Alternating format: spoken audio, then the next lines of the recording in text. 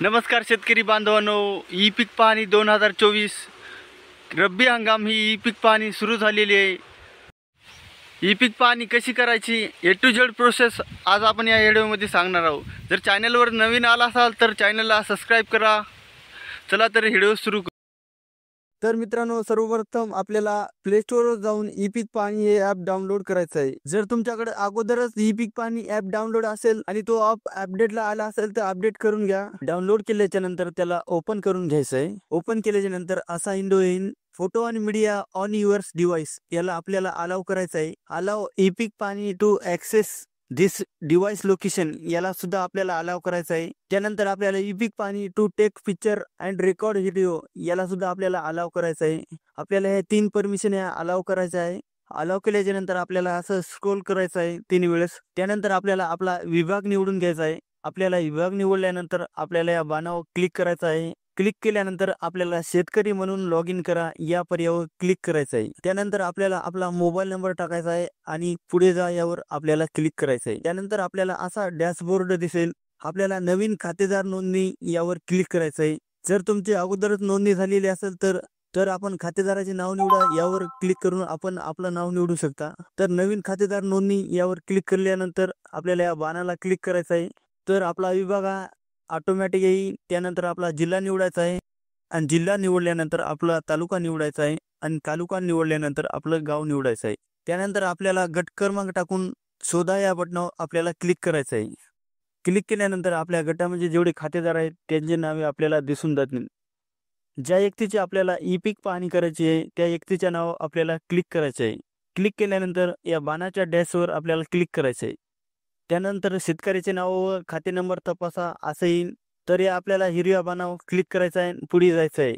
त्यानंतर आपल्या मोबाईलवर एक संकेत अंक पाठवला जाईल। तर आपल्याला जर मोबाईल क्रमांक बदलायचा असेल तर मोबाईल क्रमांक बदला यावर आपल्याला क्लिक करायचं आहे। जर तुम्हाला मोबाईल क्रमांक बदलायचा नसेल तर पुढे जा यावर क्लिक करायचं आहे।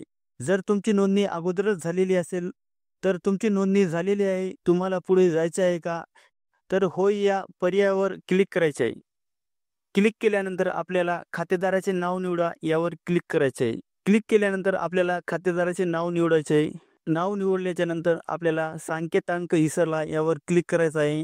त्यानंतर आपल्याला वर मोबाईल नंबर आणि खाली संकेतांक दाखवला जाईल। तर या बॉक्समध्ये आपल्याला ते संकेतांक भरायचा आहे। भरल्याच्या नंतर आपल्याला या बाणावर क्लिक करायचं आहे हिरव्या। त्यानंतर आपल्याला खाते क्रमांक निवडायचा आहे आणि खाते क्रमांक निवडल्यानंतर आपल्याला गट क्रमांक निवडायचा आहे। गट क्रमांक निवडल्यानंतर आपल्या गटात जेवढी आपल्या नावावर जमीन आहे ती संपूर्ण जमीन आपल्याला दाखवेल। त्यानंतर आपल्याला हंगाम निवडून घ्यायचा आहे रब्बी। हंगाम निवडल्यानंतर आपल्याला पिकाचा वर्ग निवडायचा आहे। निर्मल पीक मी निवडत आहे। त्यानंतर आपल्याला पीक आणि फळपीक तर पीक निवडायचे आहे। त्यानंतर आपल्याला क्षेत्र टाकायचं आहे। जर तुम्हाला पूर्ण जमिनीवर पेरा लावायचा असेल तर पूर्ण भरा यावर आपल्याला क्लिक करायचं आहे। त्यानंतर आपल्याला सिंचन प्रकार निवडायचा आहे। त्यानंतर आपल्याला लागवडीचा दिनांक टाकायचा आहे। किमान आधारभूत किंमत योजनेअंतर्गत विक्रीसाठी नोंदणी करायची आहे का, आपल्याला होय किंवा नाही करायचे आहे। त्यानंतर आपल्याला पुढे जा यावर क्लिक करायचं आहे। त्यानंतर आपल्याला GPS हे आपलं चालू करायचं आहे। तर त्यानंतर आपल्याला आपल्या जमिनीचा नक्षा हा दाखवला जाईल आणि आपलं लोकेशन हे दाखवल्या जाईल।